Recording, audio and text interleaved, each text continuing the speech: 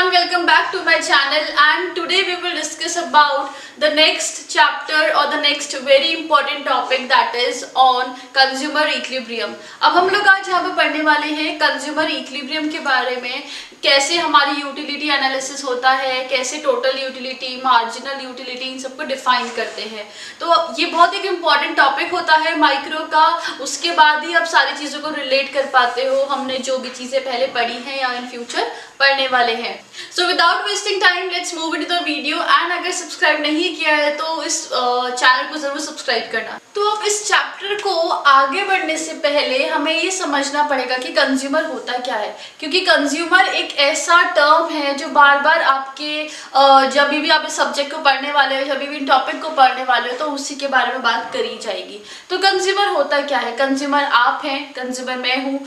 अगर आपने कोई भी गुड्स या सर्विसेज ली तो आप वो कंज्यूमर हैं, मैंने कोई भी गुड्स या सर्विसेज ली तो मैं कंज्यूमर हूँ। तो इन शॉर्ट कंज्यूमर एक तरीके से एक इकोनॉमिक एजेंट होता है जो गुड्स या फिर सर्विसेज को खरीदता है।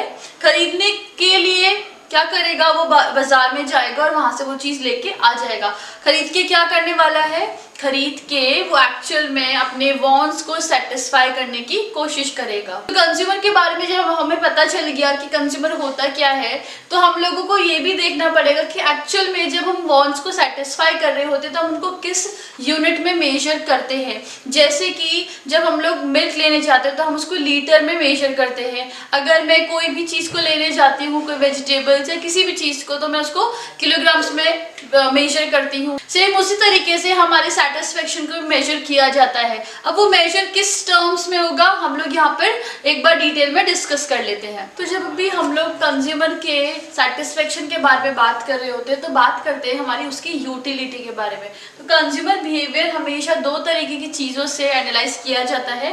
पहला है यूटिलिटी एनालिसिस, दूसरा है इंडिफरेंस कर्व एनालिसिस। तो आज तो मैं सिर्फ यूटिलिटी का जो बेसिक मीनिंग होता है कि यूटिलिटी होती क्या है सिर्फ वो समझाने वाली हूँ। उसके बाद जाके नेक्स्ट वीडियोस, कमिंग वीडियोस में मैं इंडिफरेंस कर्व के जो भी उसके कैरेक्टरिस्टिक्स है, जो उसका मीनिंग है, उसके थ्रू हम लोग कैसे निकालते हैं कंज्यूमर बिहेवियर का सेटिस्फेक्शन लेवल, तो वो पढ़ेंगे। और यूटिलिटी एनालिसिस भी आज सिर्फ ब्रीफ में ही हम लोग डिस्कस करने वाले हैं एंड इन फ्यूचर जो भी वीडियोस आएंगी वो उसके फर्दर कंटिन्यूएशन में आएंगी। तो जब हम यूटिलिटी के बारे में बात करते हैं तो यूटिलिटी क्या होगा? यूटिलिटी होता है जो भी हमें एक सेटिस्फेक्शन डिराइव कर पाए हैं या कर चुके हैं किसी भी कमोडिटी को कंज्यूम करने के बाद। यूटिलिटी क्या होगा? जब भी हम लोग किसी कमोडिटी को कंज्यूम करते हैं तो हमें कुछ सेटिस्फेक्शन हमें मिलता है। तो सेटिस्फेक्शन जो मिलता है उसी को हम यूटिलिटी बोलते हैं। अब इसको मेजर किस यूनिट में करते हैं? इसको मेजर करते हैं हम यूटिल्स में। यूटिल्स जिस तरीके से किलोग्राम को यूज करते हैं, जिस तरीके से हम लोग लीटर को यूज करते हैं, उसी तरीके से यूटिल्स को यूज किया जाता है। यूटिल्स किस में होता है? यूटिलिटी को जब हम लोग किसी यूनिट में मेजर करते हैं तो उसको हम लोग मेजर करते हैं यूटिल्स में। अब हम लोग यूटिलिटी के एक या दो एग्जाम्पल से एक बार समझ लेते हैं कि एक्चुअल में यूटिलिटी होगा क्या। अगर मैं कोई भी चीज़ को कंज्यूम कर रही हूँ, फॉर एग्जाम्पल मैं एक कमोडिटी को कंज्यूम कर रही हूँ, या फिर मैं किसी भी फॉर एग्जाम्पल एक एप्पल को कंज्यूम कर रही हूँ, ठीक है। तो जब मैं एप्पल को कंज्यूम करी तो जब सबसे पहले मैंने उसको कंज्यूम किया, सबसे पहले बार जब मैंने उसे खाया या फिर कंज्यूम किया है, उस टाइम पर मेरी जो यूटिलिटी डिराइव होती है वो सबसे हाईएस्ट रहती है। क्यों रहती है? क्योंकि अभी तक मैंने एप्पल नहीं खाया था पूरे टाइम, पूरे दिन भर में। सबसे पहला एप्पल जो मैं खा रही हूँ वो मुझे सबसे ज्यादा सेटिस्फेक्शन देगा। उसके बाद जैसे ही मैं उसमें सेकंड वाला खाने वाली होंगी, सेकंड वाला कंज्यूम करने वाली होंगी, तो मेरी जो यूटिलिटी है वो थोड़ी सी कम हो जाएगी। इसको हम एक एग्जाम्पल के थ्रू समझ सकते हैं कि पहले एप्पल में मुझे 7 यूटिल्स का सेटिस्फेक्शन मिला। दूसरा एप्पल जब मैंने खाया था मुझे 5 यूटिल्स का सेटिस्फेक्शन मिला। आप लोग अपने रियल लाइफ में भी ये चीज़ सोचो, जब भी आप किसी चीज़ को कंज्यूम करते हो तो सबसे पहली बार जब उस चीज़ को खा रहे होते हो या कंज्यूम कर रहे होते हो तो हाईएस्ट होता है हमारा सेटिस्फेक्शन। जैसे ही हम लोग दूसरे में जाते हैं, एक चपाती के एग्जाम्पल में भी आप ले सकते हैं, तो जैसे हम दूसरी चीज़ कंज्यूम करते हैं तो हमें वो शांति या फिर वो जो सेटिस्फेक्शन है वो नहीं मिलता है रादर देन जो फर्स्ट वाले में मिलता है। इसलिए हमेशा ये चीज़ का ध्यान रखना है कि जब पहला हम लोग कमोडिटी को कंज्यूम कर रहे हैं उसमें यूटिलिटी बिल्कुल हाईएस्ट ही रहती है। तो ये तो था यूटिलिटी के बारे में। यूटिलिटी कैसे होती है यूटिल्स क्या होते हैं, किस यूनिट में मेजर किया जाता है कंज्यूमर के सेटिस्फेक्शन को, वो आप लोगों को समझ में आ चुका होगा।